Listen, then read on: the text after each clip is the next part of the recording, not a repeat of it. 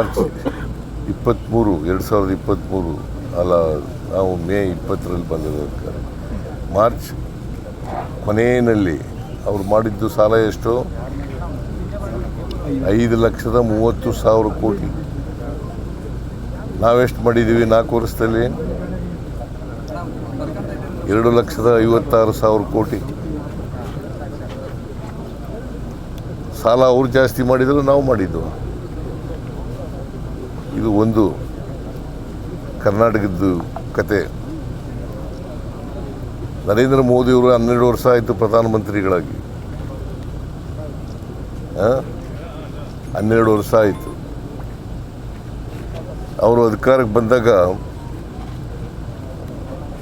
53,11,000 ಕೋಟಿ ಸಾಲ ಇತ್ತು. ಬರ್ಕೊಳ್ಳಿ ಕರೆಕ್ಟಾಗಿ, 53,11,000 ಕೋಟಿ ಸಾಲ ಇತ್ತು. ಈಗ ಎಷ್ಟು ಸಾಲ ಇದೆ ಗೊತ್ತಾ ನಿಮಗೆ? 218 ಲಕ್ಷ ಕೋಟಿ.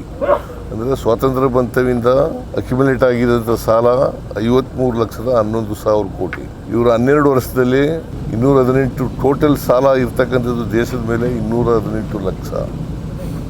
ಇವರು ನರೇಂದ್ರ ಮೋದಿಯವರು ಎಷ್ಟು ಮಾಡಿದ್ದಾರೆ ಅಂತಂದರೆ 165 ಲಕ್ಷ ಕೋಟಿ. ಎಷ್ಟಾಯಿತು ಸಾಲ? ಯಾರು ಮಾಡಿರೋರು ಜಾಸ್ತಿ? ಏನಂತ ಕರೆಯೋದು ನರೇಂದ್ರ ಮೋದಿಯವರಿಗೆ? ಇದು ನಿರ್ಮಲಾ ಸೀತಾರಾಮನ್ ಕೊಟ್ಟಿರ್ತಕ್ಕಂಥ ಬಜೆಟ್ನಲ್ಲಿ ಈ ಸಾರಿ ಹೇಳಿರ್ತಕ್ಕಂಥದ್ದನ್ನೇ ನಾನು ಹೇಳ್ತಾ ಇರೋದು. ಏನಂತ ಕರಿಬೇಕ್ರಿ? ಅದು ಒಂದಾಯ್ತಾ? ವಿಜೇಂದ್ರ ವೈಟ್ ಪೇಪರ್ ಮಂಡಿಸಿ ಅಂತ ಹೇಳಿದ್ದಾರೆ ಅಲ್ವಾ? ವೈಟ್ ಪೇಪರ್, ಶ್ವೇತಪತ್ರ. ಬಜೆಟ್ ಮಂಡಿಸಿರೋದೇನು? ಬಜೆಟ್ನಲ್ಲಿ ಚರ್ಚೆ ಆಗಿದೆ. ನಾನು ಸುಮಾರು 4.5 ಗಂಟೆಗಳ ಕಾಲ ಉತ್ತರ ಕೊಟ್ಟಿದ್ದೀನಿ. ಅಶೋಕ್ ಅವರು 3 ಗಂಟೆ 6 ನಿಮಿಷ ಭಾಷಣ ಮಾಡಿದ್ದಾರೆ. ಇವರು ಮಾಡಿದ್ದಾರೆ, ವಿಜೇಂದ್ರನ ಮಾಡಿದ್ದಾರೆ. ಉತ್ತರ ಕೊಟ್ಟಿದ್ದೀನಲ್ಲ, ಅಲ್ಲಿ ಎಲ್ಲ ವಿವರವಾಗಿ ಹೇಳಿದ್ದೀನಲ್ಲ ಬಜೆಟನ್ನು. ಈಗ GDP ಗ್ರಾಸ್ ಡೊಮೆಸ್ಟಿಕ್ ಪ್ರಾಡಕ್ಟ್ ಎಷ್ಟು ಗೊತ್ತಾ ದೇಶದ್ದಿರೋದು? 7.14. 7.14 ದೇಶದ್ದು GDP, ಭಾರತ ದೇಶದ್ದು. ನಮ್ಮದು ಎಷ್ಟು ಗೊತ್ತಾ? 8.1. ಜಾಸ್ತಿ, ನಮ್ಮದು ಜಾಸ್ತಿನೋ ಅವ್ರದ್ದು ಜಾಸ್ತಿನೋ? ನಾವು ಈ ವರ್ಷ ಎಷ್ಟು ಬಜೆಟ್ ಮಂಡಿಸಿದ್ದೀವಿ? 4,48,04 ಕೋಟಿ. ಅಂದರೆ ಸುಮಾರು 9.14 ಜಾಸ್ತಿ ಬೆಳವಣಿಗೆ. 9.14 ಅಂದರೆ 38,455 ಕೋಟಿ ಜಾಸ್ತಿ. ಕೇಂದ್ರದ ಬಜೆಟ್ಗಿಂತ ನಮ್ಮದು ಒಳ್ಳೆ ಬಜೆಟ್ ಅಲ್ವಾ?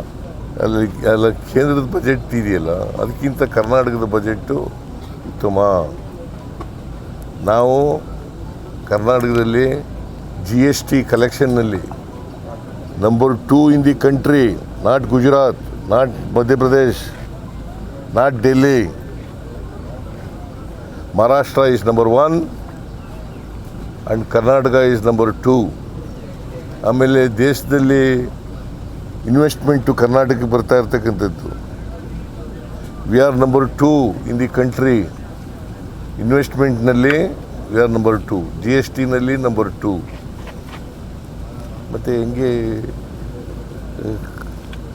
ಕರ್ನಾಟಕದ ಆರ್ಥಿಕ ಪರಿಸ್ಥಿತಿ ಚೆನ್ನಾಗಿಲ್ಲ ಅಂತ ಹೆಂಗೆ ಹೇಳ್ತಾರೆ ಬಾಯಿನಿಂದ? ರಾಜಕೀಯವಾಗಿ ಮಾತಾಡೋದು ಅಷ್ಟೇ. ಗೊತ್ತಾಯ್ತೇನ್ರಿ?